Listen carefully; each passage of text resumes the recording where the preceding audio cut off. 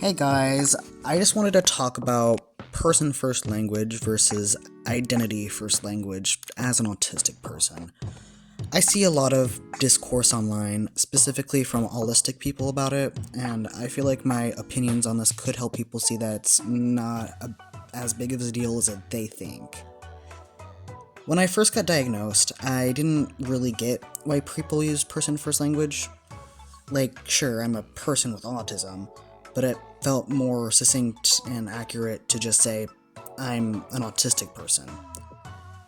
I think it's really up to personal preference, but the majority of autistic people I do know prefer identity first language for a number of reasons. Personally, my reasoning is that I straight up wouldn't be the same person if I didn't have autism. Like, if I wasn't born autistic, I think that I would be completely different, since I wouldn't have the same struggles, mindset, and whatever. It's a I am the autism and the autism is me type thing. It affects how I go about life, my viewpoints, my interests, and how I make decisions. I think that it gave me a certain brand of empathy for others that I don't think a lot of non-autistic people commonly have. Like, there's the whole autistic people struggle with empathy thing, and yeah, sure. But at least for me, it's not that I struggle to empathize with others, it's just that I'm shit at communicating it, and it's not what they expect empathy to look like. I do understand why some people prefer person first language, though. A common point I see is that identity first language can make it seem that autism is all the person is. I get that, and yeah, it can feel that way sometimes, especially if a person referring to me uses it autistic derogatorily. And it's like, why are we still doing that, guys? Come on.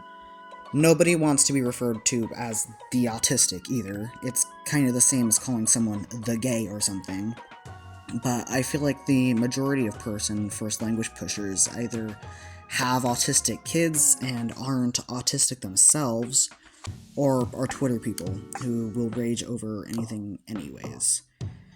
It really is just a personal preference for the autistic person or person with autism. I think the discourse wouldn't nearly be as big of a talking point if they just listened and talked to autistic people, since, we're not a hive mind.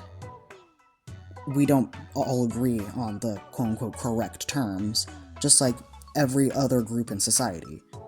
Like, if it's that important to you to get it right, just talk to autistic people in your life and see what they personally prefer.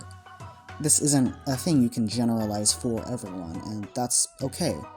I personally don't really care if autism orgs use either type of language as long as they're being respectful, and at least to my knowledge, that's a pretty common sentiment among us. TLDR, just ask the autistic people you know what they prefer. Don't listen to Twitter people, and as long as you're trying to be respectful about it, the majority of the time nobody cares.